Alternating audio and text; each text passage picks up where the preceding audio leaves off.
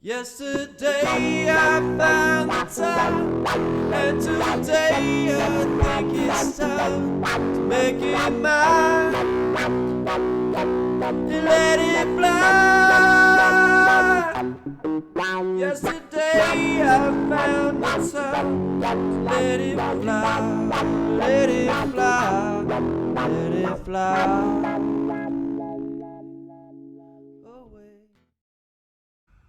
Welcome to Star Trek Shorts 1.3, right? Sure. It's the fourth episode, so it's 1.0, 1. So we did this before. Yeah, we can never get the math right. I'm still Joe. This is Audra. He's still here. What's the star date? I need to understand what today's star date would be. Wouldn't it be cool to start off with the star date? That would be neat. Yeah, it would be neat. What are we going to talk about? So continuing on, the first we talked about the original series. We talked about the Next Generation, but just skimmed it. There's so much more to talk about the Next Generation. We missed Guinan. Wait. We'll have a whole episode on Guinan, maybe. Okay. Who knows? All right. He feels bad. I feel terrible about it. He left you out. I feel terrible. Yeah, she was pretty great. Left out Mark Twain. There's a lot of people we left out of the thing, but we're going to talk about DS9. Deep Space Nine. Which is, according to me, the very best of all of them. You're a disco guy. I'm you're a Voyager guy. Voyager guy. You're whatever. Now, Strange New Worlds, I'm kind of into that. My husband is a disco guy. I also like. True. Yeah, that's true. He's a dancer. Deep Space Nine. So the challenge with Deep Space Nine and the criticism early on was that they were just stationary in space. A hotel in space. Yeah. They were basically on a space station that was the protector or lookout for the planet Bajor, where they wear funky earrings. Well, they took over a, Cardassian space station because Bajor was occupied by Cardassians. So the story is the Kardashians. Am I saying that right? Kardashians. The Kardashians are the celebrities. I don't know. They all look alike to me. Yeah. But Kinda. In the past, the Kardashians had taken over Betazoid. I'm sorry, I got something else in my mind. Troy. Yeah, my bad. And made them all slaves. They mined out all the minerals off the planet. And at some point, were they overthrown? Yeah. And that's when the Federation came in and thought there was strategic advantage to have this space station. So they took over a space station that was basically designed and built by a whole nother race. So there were a lot of things like temperature controls and door openings and things that were weird. Voles. Yeah. Yeah. Yeah. And pests that were weird. And so we were introduced to a whole new lot of characters. Again, there's a lot of arguments about who the best captain or commander was, and Benjamin Sisko rises near the top in most every discussion. Because why, Audrey? Why was Sisko so great? Man, everyone likes the rules. Everyone likes to follow the Prime Directive and to follow all of the Federation guidelines. But by God, if Sisko knew something was right, he was going to do it. And there's at least one episode out there that's, almost controversial, right? Where some big secrets and some things going on where he's like, delete log at the end, He's just bad. He's so good.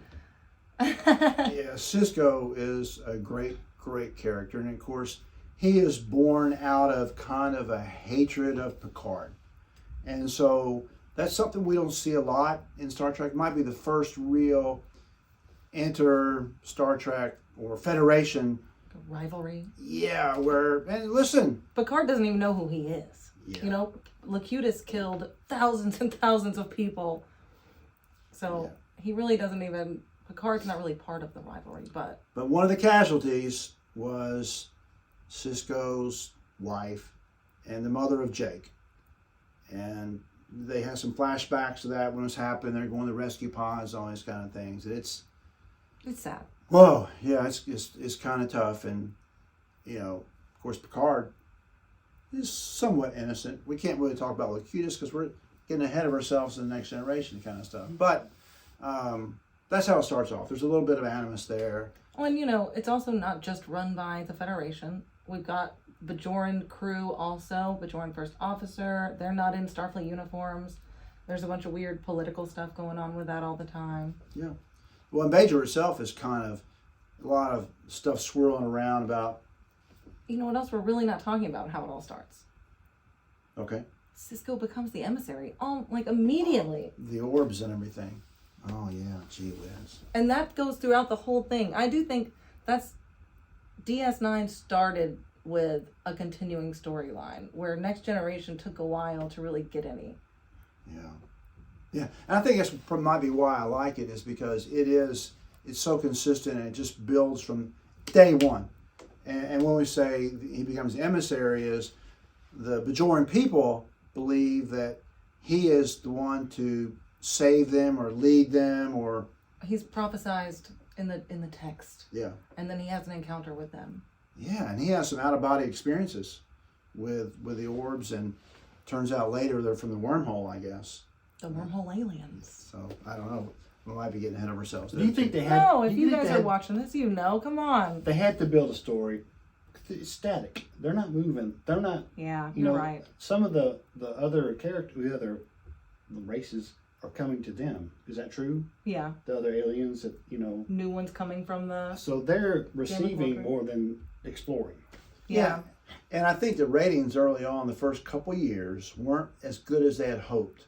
And all the Star Trek people like us were complaining that, these dudes need a starship. And so that's why they eventually introduced that component into it. And they would take missions where it'd be towards Cardassia. Did I say that right? Always say it No It sounded H. good. No H. Cardassia. No H. Whatever.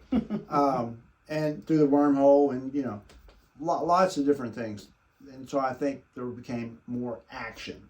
Well, I heard that a lot of people picked up DS9, I guess when it went to streaming and things like Netflix, because when you can binge it, that continuing storyline was something that you really wanted. It was something that really drove you to watch the next episode, whereas just a very episodic one wouldn't. So that was one of the things they talked about in the DS9 movie. The documentary about DS9 was Great movie. great. Highly recommend if you have not watched it. What We Left Behind. So good. I can't Well, talk and about they talked about, they thought that's why the ratings went down for DS9 was partially because of the continuing storyline. You had to be so involved. You couldn't just pick it up and watch it. But when you could stream the whole thing, you're addicted to it because you're invested, I got to tell you, and I feel bad saying this. I hope nobody I know is watching this. I was emotional at that movie. Oh, yeah. I mean, I thought, oh my God, I hope nobody's looking at me right now, because it was so, God dang it. And you can watch it. It won't mean as much to you if you haven't watched Deep Space Nine, but it made my husband want to watch Deep Space Nine. So then we got to watch it, and then we rewatched the documentary. Oh, so you watched the movie first? Yeah, Oh, because we wow. saw it in theaters. Oh, man, yeah. What a nice guy. Yeah, it was. If you hadn't seen What We Left Behind, where did Good I see it? job. On Netflix or somewhere? I don't know. It's available. You can find it. I think I can give you the video. I think I bought you the DVD. you gave me the DVD, didn't you?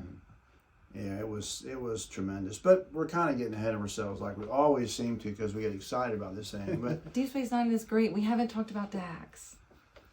Are we going over the characters? What do y'all want to hear? tell me about a Comment and trill. like. Tell me about a trill. They don't all have this thing inside of them, but Jadzia Dax is her symbiont. She has this symbiont inside of her. It's like a real ugly looking worm.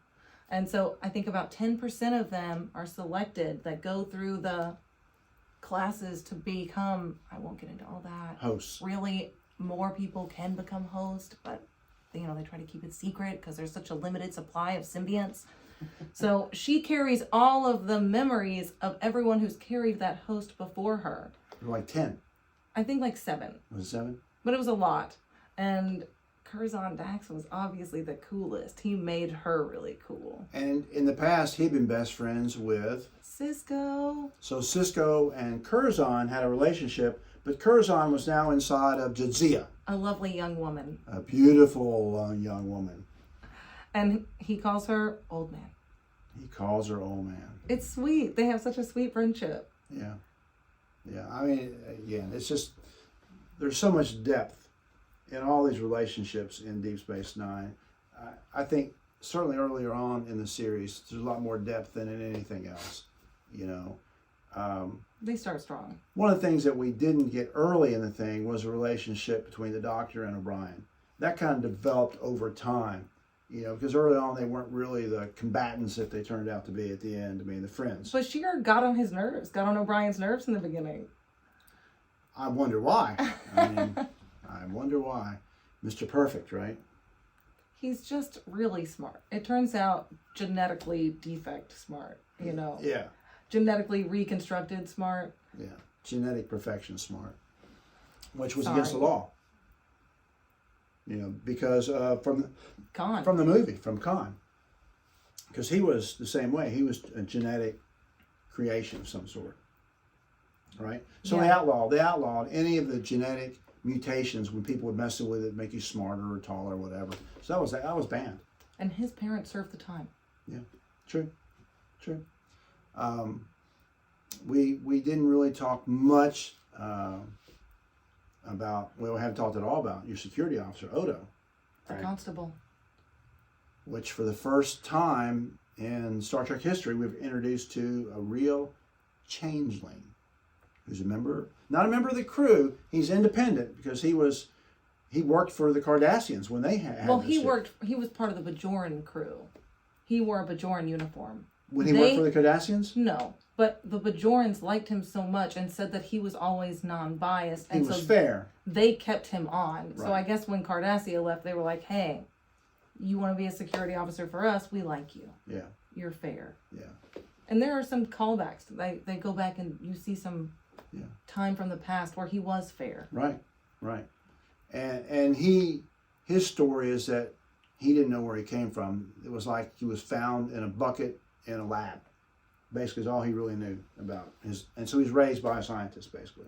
Yep. So he didn't know where he came from, and so part of the Deep Space Nine is him continuing to find his story over the 7 seasons or whatever. Which they become a big part of Deep Space Nine. Big part. Spoilers. Yeah, big part. Who's over the Dominion? Jeffrey Combs, right?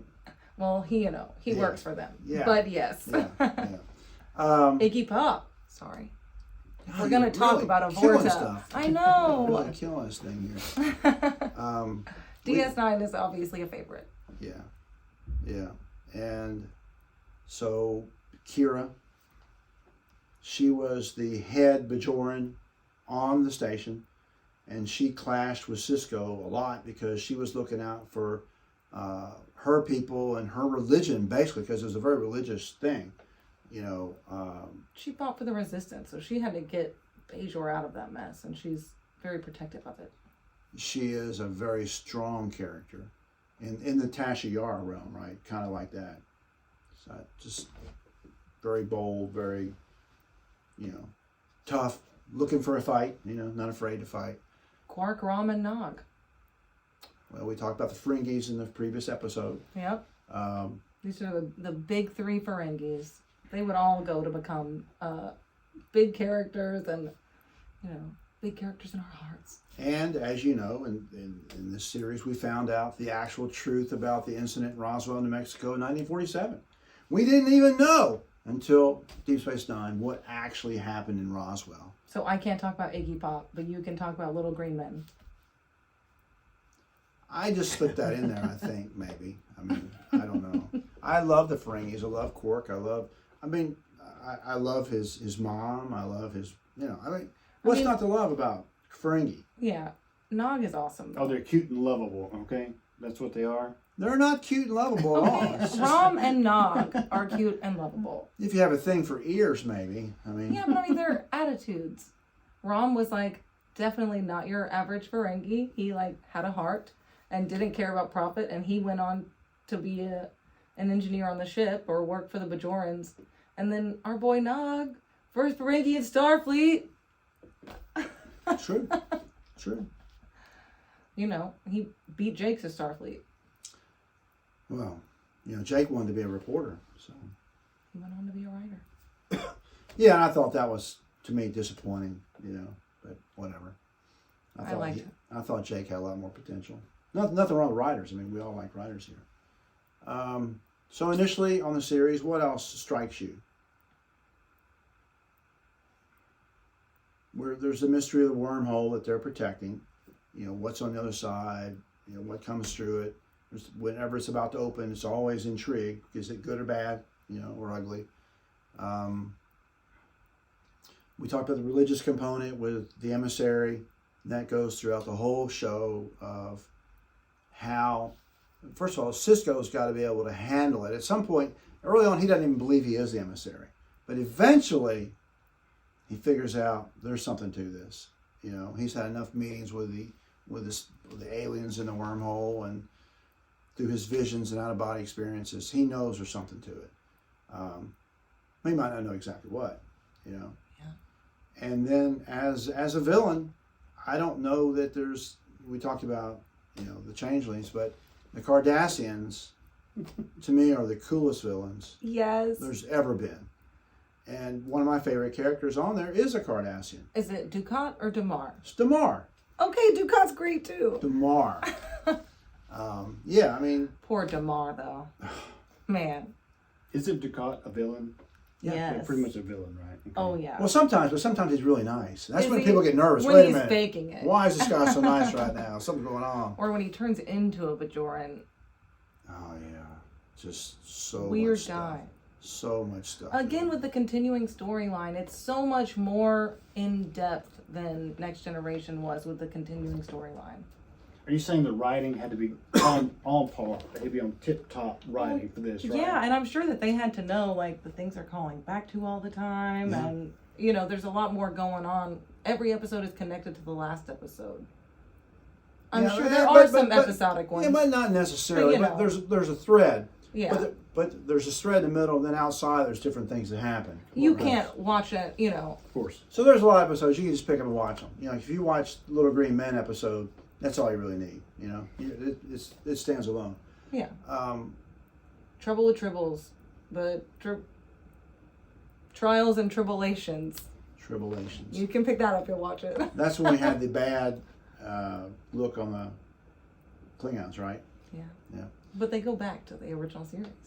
But we also know that eventually Worf comes into this series. So, because it started, I think, in year 5 or 6 of Next Generation. Is that right? They overlap by 2 years, something like that? They overlap by at least some. Yeah. And then when Next Generation ended, Worf came onto the show, full time. And he was great. He was great. So, what else? Anything else to talk about? Just starting off. Y'all have got a pretty good idea of Deep Space Nine. We love it. I just think the characters are best, on that show. Mostly because they're probably stationary. A lot of people didn't think that was quite as fun, but They spend a lot more time on their recurring characters. yeah. Another thing they talk about in What We Left Behind, they just always had this board of 30 people they could call. Oh, we could get Damar back. We could get Dukat back. We could get Troy's mom to come in. They had everybody. Yeah. Great show. So it's just the beginning. We'll talk more about and more in depth about Deep Space Nine, the Next Generation, and the original series. But the next episode, we're going to take another jump into the future, right? Yeah. One that y'all are really going to like. Into the Delta So Quadrant. we'll be going to the Delta Quadrant in the next episode. So until then, live long, prosper. We'll see you next time.